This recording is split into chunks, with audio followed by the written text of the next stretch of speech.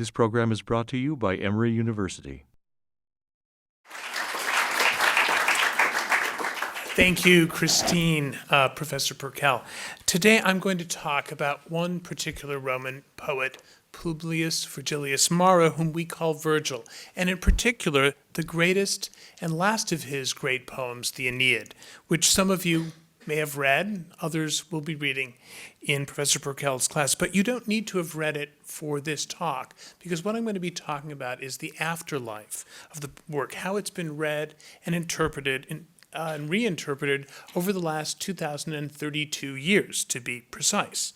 In some ways, the Aeneid has had a special history, because not every ancient work can boast so continuous a tradition of reading. In this regard, one might think of its interpretive tradition as a secular analog to the interpretive traditions of sacred scripture. But certainly because of this continuity, the Aeneid is the best text to exemplify the different ways that different ages read the same text in response to the issues of their own day. Now, Vergil was born in north-central Italy in 70 BCE, some people say BC, before the Common Era, I say, and died in 19 BCE. He lived during tumultuous times, including civil wars, and he experienced the violent end of the Roman Republic, culminating in the brief ascendancy of Julius Caesar and the subsequent establishment of what he would have no way of knowing would be a very long-lasting new political arrangement under Augustus Caesar. He was a generation younger than both Cicero and Caesar, and merely 7 years older than Augustus, or to use his original name, Gaius Octavius, known as Octavian, who was Julius Caesar's great-nephew and adoptive heir. Vergil belonged to Octavian's circle. Those closest to Octavian were extraordinarily sensitive in the way they managed his patronage of artistic projects, both visual and verbal. In particular, they wanted to make sure that the praise Octavian received from Roman poets would not be read as mere fawning or flattery. Vergil is open in his gratitude and in admiration of Octavian in two earlier works, the Eclogues and Georgics, and I hope everyone has a sheet. I've put on it the names of people and works. I'm also going to talk about a lot of fictional characters and works, but I didn't put them down. But I don't want anyone to have any anxiety about that, and just let this wash over you. The Eclogues consist of 10 poems in imitation of Greek bucolic poetry, a genre that stages pretend songs of shepherds, goatherds, and cowherds about topics that range from the celebration of the simple life, both comic and lofty, to meditations on poetry and art. The Georgics belong to another Greek genre, the versified poetic didactic treatise, in this case, on farming. This presents Vergil the opportunity to celebrate the landscape and traditional ways of Italy with overt praise of Octavian and the power that blesses all. But Augustus, to name him by the title bestowed upon him by the Roman Senate in 27 BCE, wanted more. He wanted an epic that would celebrate his ascent to power and somehow justify his singular rule of the Roman state.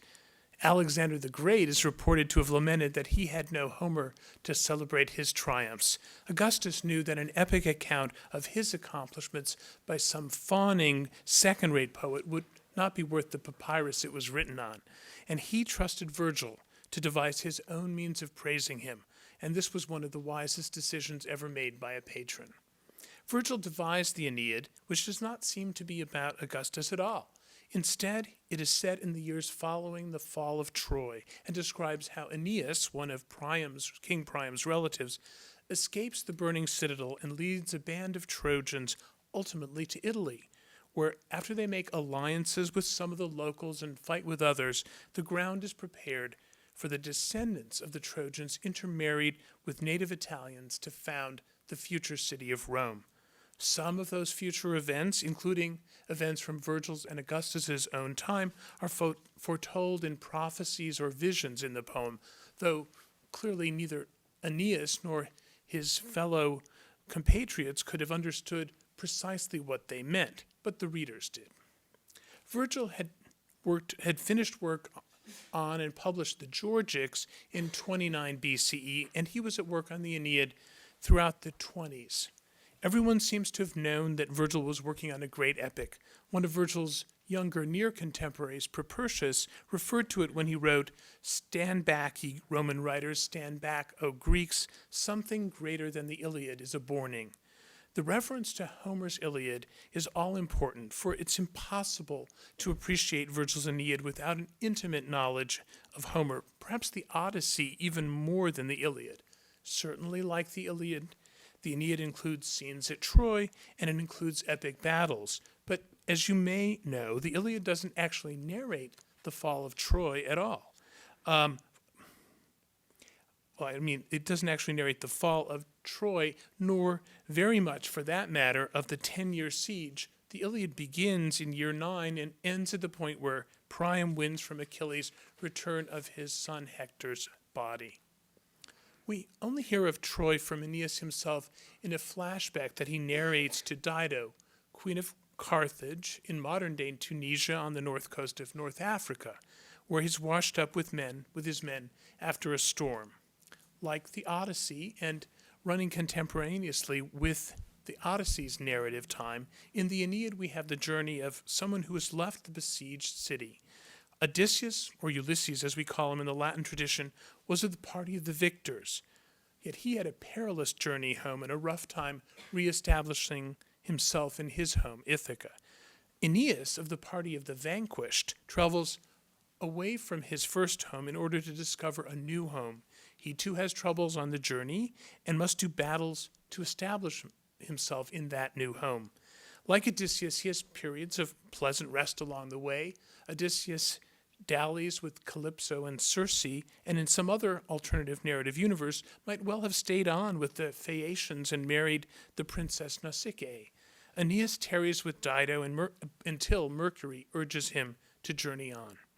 You will read all of this soon, or at least some of you will, and engage with the rich narrative details of the poem. Or poems, if you too focus on the complex relationship between the Aeneid and its most famous Greek models, the Iliad and Odyssey, we attribute to Homer. But I'm going to have time roll forward to the moment when Vergil is working on the poem in the 20s. Augustus is pressing for the poem to read it as it's being written. Once or twice he prevailed upon Vergil to read passages at gatherings attended by members of the court. The poem was nearing completion when Vergil chose to make a trip to Greece with the idea of completing and polishing the epic.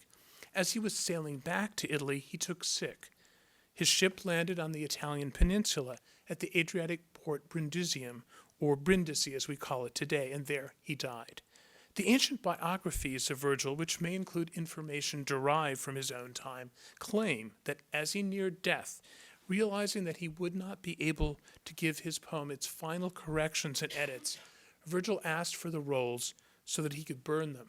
His friends refused, and realizing that he could not persuade them, he exacted from them a promise that they would not add anything to the epic when it was published. It would seem as if they were true to their word, for the poem as it circulates to this day shows signs of its not quite finished status, most clearly in the good number of incomplete lines, in other words, lines lacking the requisite number of metrical feet to fill out the line. The poem became, there are seats up front. Don't be shy. The poem became an instant classic in the sense that schoolmasters who tended to teach traditional texts from earlier generations, yes, just like now, almost immediately included it in their curricula. Poets imitated, even parodied it. Literary critics either carped or praised it. It's fair to say that all of subsequent Latin literature is oriented in one way or another around it. Indeed, in a way, it reoriented even prior Latin literature, for all earlier poetry written in epic verse was now seen as a precursor to Vergil and his Aeneid. It marked the perfection, the apogee, all before it was primitive, or at least not at its great level. And often it appeared that all that followed marked an inevitable decline, or so many fear, that fear itself paralyzing all but the boldest talents. About 100 years after the Aeneid entered circulation, Statius concluded his Thebaid, an epic itself vastly influential in the Middle Ages, by telling his own poem not to dare to rival the Aeneid, but rather to walk humbly in the footsteps of its great Vergilian predecessor. I'm going to bet many of you are familiar with the Big Bang Theory, by which I mean not the theory about the creation of the universe itself, but the television program of that name. In my narrative, history is now going to accelerate as it does in the credits to that show. Fasten your seatbelts. We have about 2,000 years to cover in the time remaining.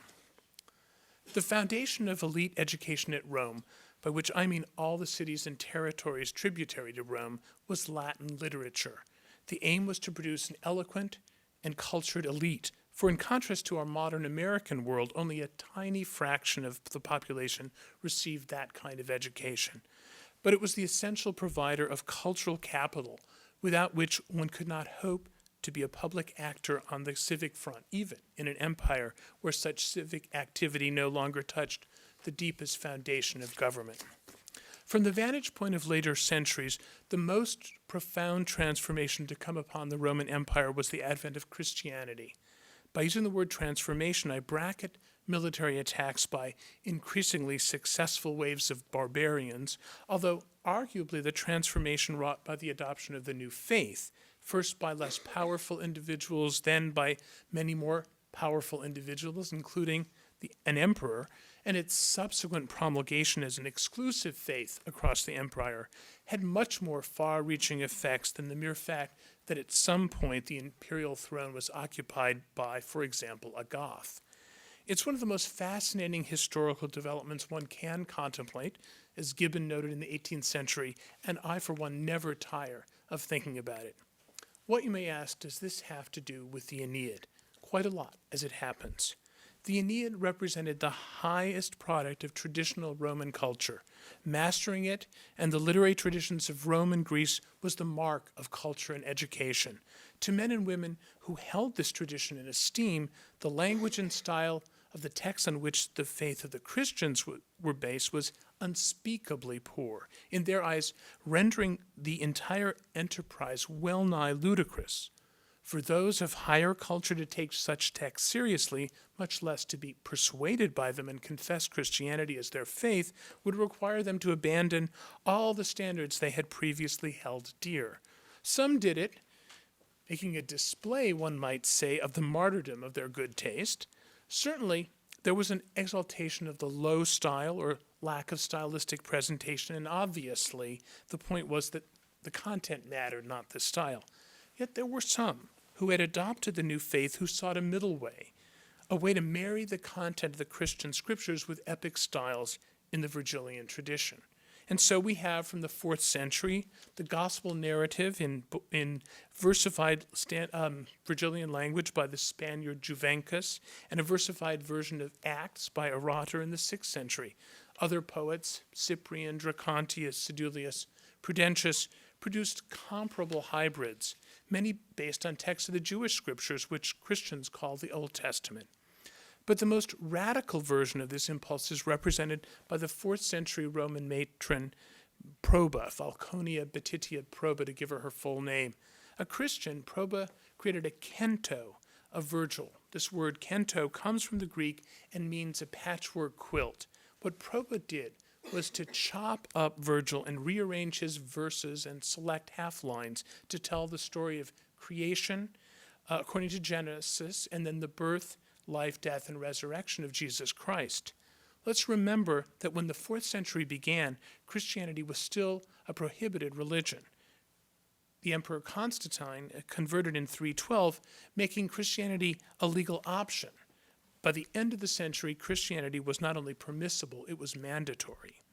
Proba's canto and the other biblical epics reflect an attempt at the transvaluation of Christianity, rendering it acceptable to the tastes of educated Roman men and women.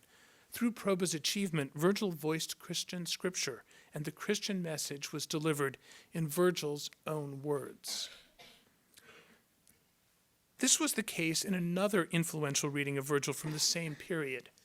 In the 4th of his 10 eclogues, Vergil spoke obscurely about a future birth of a child who would usher in a new age. It's never been exactly clear from Virgil's text who the parents of this child were supposed to be. Clearly, Virgil was trying to be vague, but the overall impression is that Rome was to be better under this new political auspices than just then being ushered in. Though, of course, at this point, around 40 BCE, Virgil could have no idea of Rome's future government. In subsequent centuries, however, many Christian readers chose to read these lines as a prophecy of the birth of the Christ child. There was a long tradition, as we shall see, of imagining Virgil, the greatest of Latin poets, who wrote just years before the turn of the eras, having some presentiment of the era to come. There was a long Roman tradition of the poet or bard as a seer. One might, with some irony, see this interpretive trend extending that seer capacity in new ways. What Virgil meant for St. Augustine is even more significant. St. Augustine, as many know him, was one of the most remarkable figures from the era with many great figures. He was born in 354 of this era, AD or CE, in North Africa, far from any metropolis. From his confessions, we know of his youth in North Africa, the son of a somewhat brutal man, no Christian in any sense of the word, and a mother who had accepted Christianity. And this was not an untypical pattern. The privileged and high-status man seeing no need for a new value system, his wife very much feeling that need. Augustine was a brilliant student, indeed a prodigy. He became a teacher of rhetoric, himself barely out of his teens, and was bound for a career in Italy, in Rome or Milan, the imperial cities, far from his provincial roots. Anyone interested in his intellectual and spiritual journey, leading through the heretical Manichaean text, through Platonism to Christianity, should read Augustine's Confessions. Ultimately, Augustine returned to North Africa and became a bishop, dying in 430 CE, but not before leaving writings that in their totality left an indelible impress on the West. Where's Virgil in all this? In his Confessions, Augustine berates himself retrospectively for shedding tears for Dido. Rather, he says he ought to have shed tears for his own sinful state. But without Virgil and the Aeneid, he would never have been able to create the city of God. Without doubt, the most influential of his texts, certainly for the following millennium. In that magnum opus, Augustine set out to counter the arguments of opponents of Christianity who claimed that it was Rome's conversion to Christianity that had weakened it, permitting Rome itself to be sacked in 410 by Alaric and his marauding Visigoths. To counter this, Augustine erected a very elaborate account of what one might call salvation history. He contrasted two cities on earth, Jerusalem and Rome, letting the one, Jerusalem, symbolize the Christian faith, which of course grew out of Judaism, the other, Rome of unbelieving pagans. This pair was a projection onto earthly geography of two even greater cities, the city of man and the city of God. The city of God is the city of the faithful that will be gathered up to God at the end of time. It is eternal. The city of man represents all unbelievers over all time. None of its inhabitants enjoy eternal life, and it will ultimately come to an end, just as the earthly Rome will. The destruction of earthly powers and institutions is inevitable, he argues, in no way to be lamented. Only those earthly that are to become Christian will be long-lasting on earth, preparing the way for the final transformation into the heavenly city of God. That's his argument. Augustine's work, The City of God, enacts this very kind of transformation, for it's a radical rewriting of Virgil's Aeneid, a Christianization of Virgil much more profound and influential than Proba's Canto or those other biblical epics. We have in the Aeneid multiple pairs of cities, but the most fundamental binary opposition is between Troy and Rome. Of course, Rome is in a certain sense the new Troy, but Aeneas's trajectory runs from Troy, the old city that passes away in fiery destruction, to Rome, the new city he founds in Italy, or rather the foundation of which his coming into Italy presages and enables. Augustine takes up the Aeneid and uses its deep structure as the framework for his own prophetic history of the world, indeed the Christian cosmos. One is not sure whether Augustine or the other Christian patristic authors, the fathers of the church as they're often called, actually imagined that their works would replace the Aeneid, even if they chastised themselves and others for continuing to be enchanted by Vergil's thrilling story and magic language, for in Latin the verse is absolutely incantatory. Their own dazzling Latin writing spoke for the continuation of Latin schooling, only moderately changed from earlier centuries. Vergil was still a key text for study, and certain masters created other approaches that reshaped Aeneas's trajectory for the use of school children. One of these was Fulgentius, writing in what we believe was North Africa about a century after Augustine. Fulgentius takes, in fact, the first half of the Aeneid, its first 6 books, and creates a book-by-book allegory that's meant to be prescriptive for the maturation of every good man. Where Augustine's transformation was radical and magisterial, Fulgentius's is so reductive that one's tempted to call it a parody of a schoolmaster's moralization. In any event, the first book represents a man's infancy when he's a baby and can't talk. By book 4, which narrates Aeneas's passion for Dido, which nearly derails him in his mission, that's the phase in which a young man gets derailed by passion. He soldiers on, however, and by book 6, when he arrives in Italy, he's a fully mature and settled man. This kind of moralization has a long history, and some of the later flights, especially in the 12th century, were quite grand, whether the Aeneid interpretations of Bernardus Silvestris or some of the poets contemporary with him writing allegorical fictions. All this, as well as the City of God, is the rich tradition out of which Dante's Divine Comedy emerged in the 13th century. There, Dante recounts a figural journey that he imagines himself having taken through hell, inferno, and purgatory, purgatorio, to heaven, paradiso. The trajectory is as vast as Augustine's in the City of God, although now personalized around a single figure as in the Fulgentian tradition. Vergil is himself a major figure in the poem. He is the guide of Dante the Pilgrim, as he is often called, through hell and to a certain point in purgatory beyond which the Roman poet can no longer travel. He's not a Christian. It goes without saying that one could speak about the Divine Comedy itself for weeks and spend hours just on the figure of Vergil and Dante's use of Vergil in the poem, but our course permits no rest. I will note that in Dante's Vergil, that at the point Dante's Vergil stops guiding Dante the Pilgrim, he knows that the rest of the way he will be guided by the power of Dante's beloved Beatrice, herself now dwelling in paradise. In the Fulgentian tradition, erotic passion was a way station, a perilous way station for the maturation of the young man.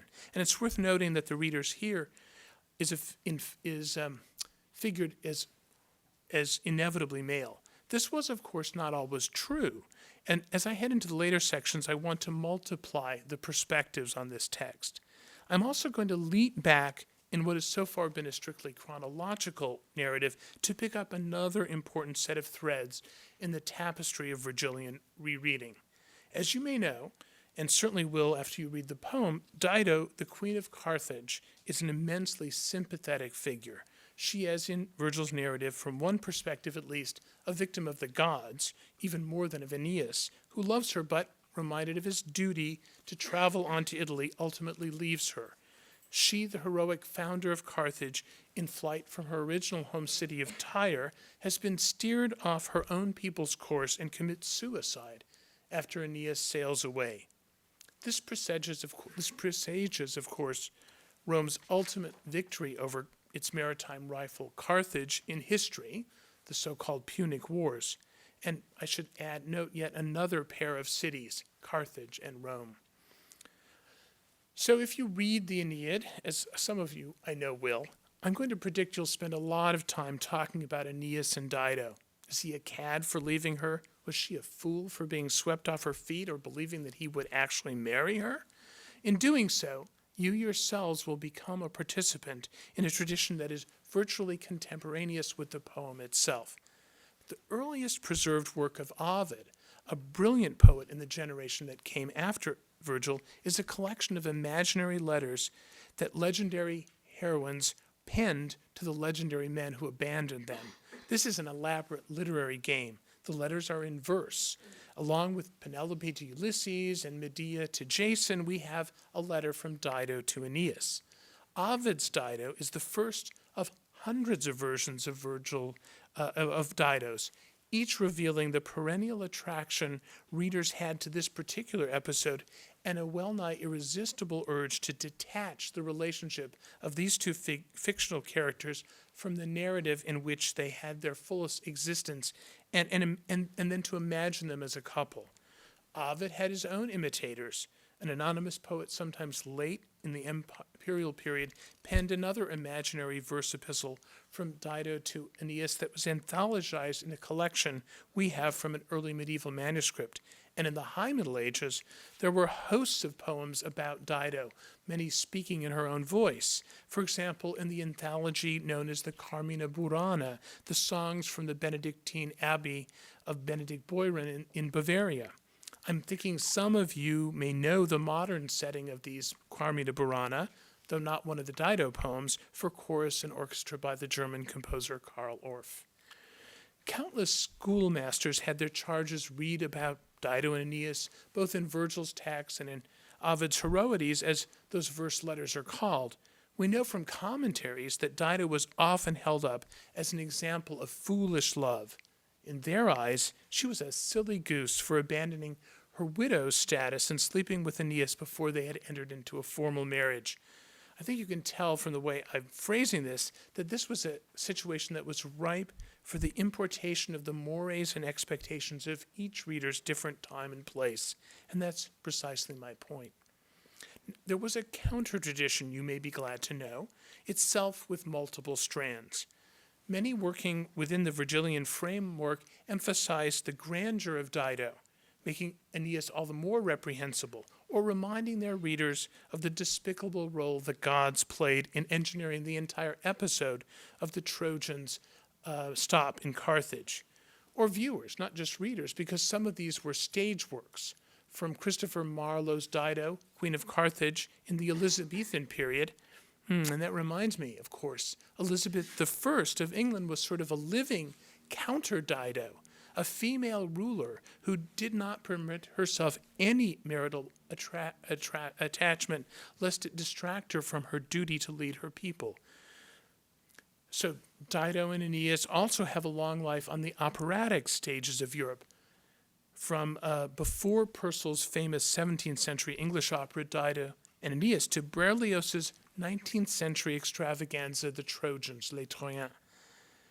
The most radical rejection of the Dido the victim tradition is the learned and historicist argument, which goes back to ancient commentators who pointed out that in creating his poetic fiction, Vergil took extreme liberties with chronology. Carthage was founded centuries after Troy fell, they pointed out. Hence, the real Dido did not only not meet the Aeneas, the real Dido did not only give in to Aeneas, not only not give in to Aeneas, but they couldn't even have met. Forget the Dido that Vergil tells us about, or the fact that probably the only reason we care about Dido is that Vergil created her as a character. Instead, focus, they say, on the historical Dido, likely a legend, but nonetheless a model widow and wife, the tradition Vergil himself departed from. Several authors represent this counter-tradition, most notably the woman author Christine de Pizan in the early 15th century in her book of the City of Ladies in French.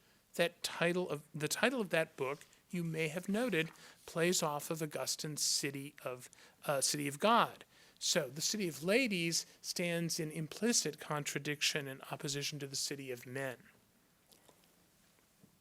I might mention that I recall in my own not so very extended lifetime, several of the strands of the Dido counter-traditions were brought together in 1977 on the occasion of the 25th anniversary of the coronation of the second Elizabeth. At the gala at the Royal Opera House in London, carried worldwide on television, the chorus greeted not only a Dido character on stage, but Elizabeth II in the royal box, with the great ode that the chorus in Act 3 sings in Berlioz's Les Troyens.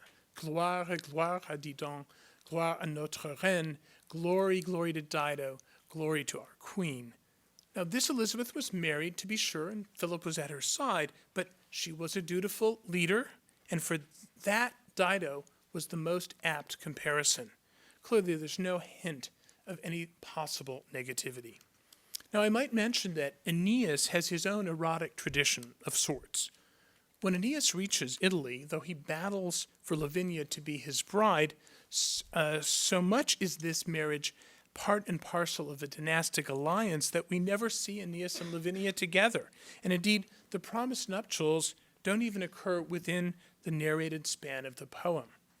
After the end of the affair with Dido, then, Aeneas seemed oddly uninterested in passion or the ladies altogether. This would not do for a remake of the Aeneid in medieval French, Le Roman de Troyes. The audience of these romances expected and they demanded otherwise. And so in that version, not only does Lavinia, or Lavinie as she's called, receive plenty of airtime, but we are treated to the wedding of Aeneas and Lavinia. Until that time, though, Lavinia's mother, Amata, who actually prefers that Lavinia marry her originally promised betrothed, Turnus, gives voice to concerns about Aeneas's masculinity, suggesting that he might actually prefer boys. Several centuries later, in early 15th century Italy, a poet writing in Latin, Maffeus Vegius, solved this problem by giving the world what it had until then never realized it wanted, a 13th book to the 12th book, Aeneid. And in this 13th book, all worries are laid to rest. Aeneas finally marries Lavinia. At least one notable translation of the Aeneid, in fact, translates this 13th book. So let me make one final leap backwards to gather the threads of another very important tradition, one most decidedly in suitably modern dress still active. I mentioned when I was talking about Augustine's City of God, the fundamental structure of the Aeneid as a trajectory from one city to another. This transference of power, the waxing and waning of political and military might as the influence of one political entity ebbs, often over decades and centuries, and another rises, has never been more economically emblematized as in the Aeneid. And Augustine realized that. And the Aeneid is the originary text, certainly for the West, of all narratives of power transferences. It's a model as well for the narratives of the transfer of another kind of power, whether cultural or intellectual, the translatio studii, the transfer of learning, for example, of Greek learning itself from Byzantium to Renaissance Italy after the fall of Byzantium to the Turks in 1453, or of Orthodox Christianity from the perspective of the Russian Orthodox faithful who think of Moscow as the third Rome, after the first Rome and then the empire's second Rome, Constantinople. In the second half of the Aeneid, Aeneas, through alliances and warfare, establishes Trojan power on the Italian peninsula. The Aeneid is the original narrative in the West then, also of the transfer of power from one people to another, by treaties, by force, or a combination of the two, and the foundation of new states. Not surprisingly, many Western European states, at least in some early accounts, wanted actually to trace their lineage from Rome, or even better, from Troy. Britain, it is claimed, was named after Brutus, an early Roman who came to the island, and the name of the capital of France, Paris, is linked in these legends to none other than the Trojan prince Paris. Medieval historians of the British Isles, like Geoffrey of Monmouth, describe the transfer of power on the British Isles from one people to another and the intermixing of different folk in terms very reminiscent of Vergil, if, of course, in prose. Some peoples were eradicated entirely in these transformations. In other cases, only the men were killed and the women married, in other words, enslaved and raped. Ethnic cleansing is old, even if the phrase may be very recent. Vergil, among other authors, was activated when European minds encountered the so-called New World. there are actually formal epics from multiple centuries of the European conquest of the Americas, up to including the Columbiad of the American Joel Barlow in 1807 in English. Perhaps the most overtly Virgilian is Girolamo Fracastoro's three-book Latin Syphilis. In Latin, yes, it's about the venereal disease. Indeed, Fracastoro gave the disease its name. Syphilis, the poem's eponymous hero, is a shepherd visited with the disease by Apollo, whom the boy had insulted. You have to read it to believe it. The poem is deeply indebted to Vergil, both to the Georgics and to the Aeneid. Fracastoro presents Columbus as if he were a new Aeneas, even applying epithets to him that Vergil had used for Aeneas. Though by no means the longest Neo-Latin epic on Columbus, Fracastoro's is the most interesting and accomplished Latin poetic treatment of the first encounter of Europeans and indigenous North American peoples. The translation of power from Troy to Rome, from Troy or Rome to France or Britain, and then to the New World marks a specific directionality, and indeed in all these cases we have a westering, a movement to the west. One sees this trajectory in our own nation's westward march to the Pacific, and quite specifically, the doctrine of manifest destiny, a phrase not infrequently applied by American scholars to Aeneas's own trajectory. If the adjective manifest is an application of that vocabulary from our own political history, Aeneas is, in Vergil, very much a man of destiny. From the very first words, he is described as driven by fate, and over multiple books we see that all the gods themselves have determined his course. Of course, this is all Vergil's invention, and destiny, fate, the will of the gods are all very handy ways to offer retrospective justification for any matters that might seem unpleasant or inconvenient, from ethnic cleansing to confiscations of property and political executions. Many people have constructed national historical narratives that conveniently explain how present circumstance and power relations came to be, and if that is how they came to be, then, so the claim, it was fated to be. Might our own historians and even political actors in earlier centuries have had their expectations shaped directly or indirectly by the Aeneid?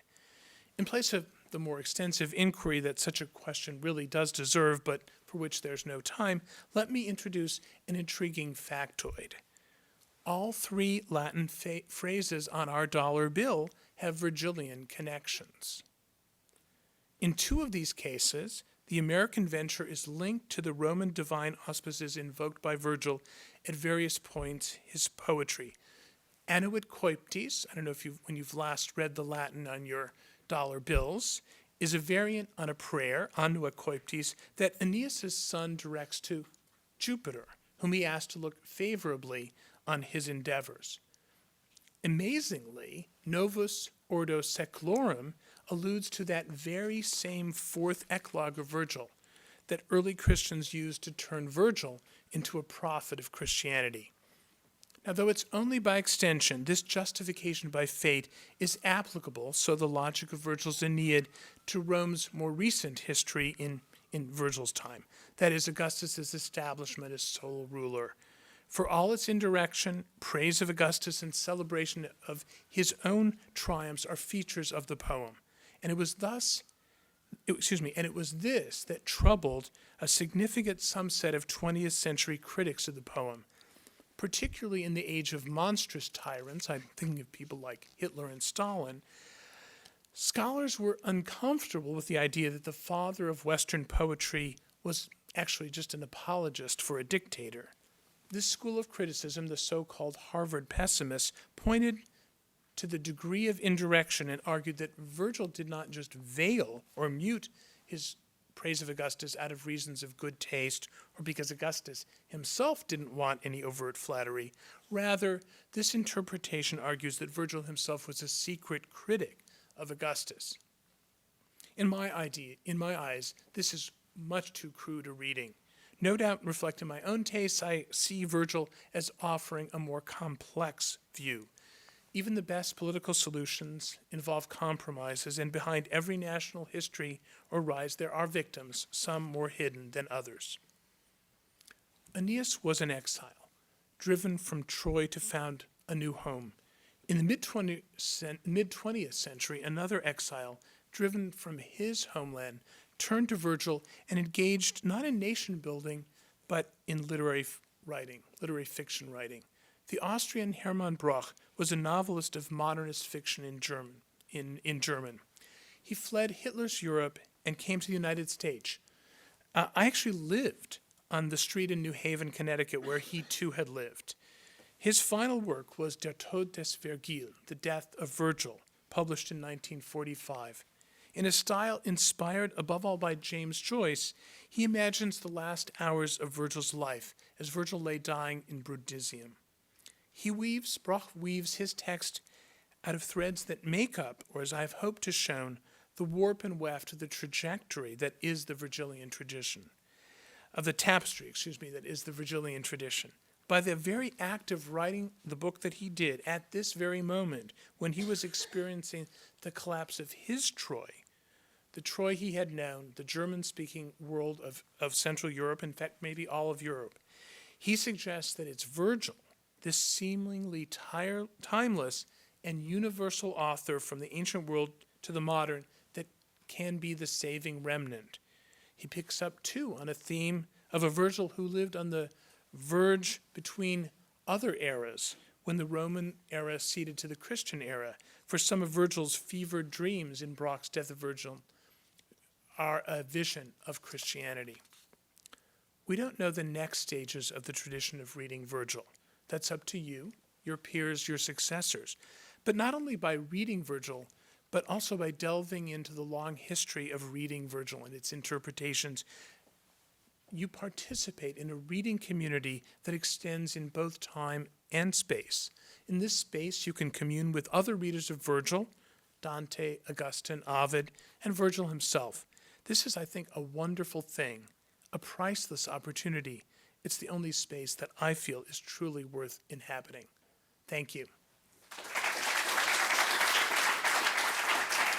An indigenous. The preceding program is copyrighted by Emory University.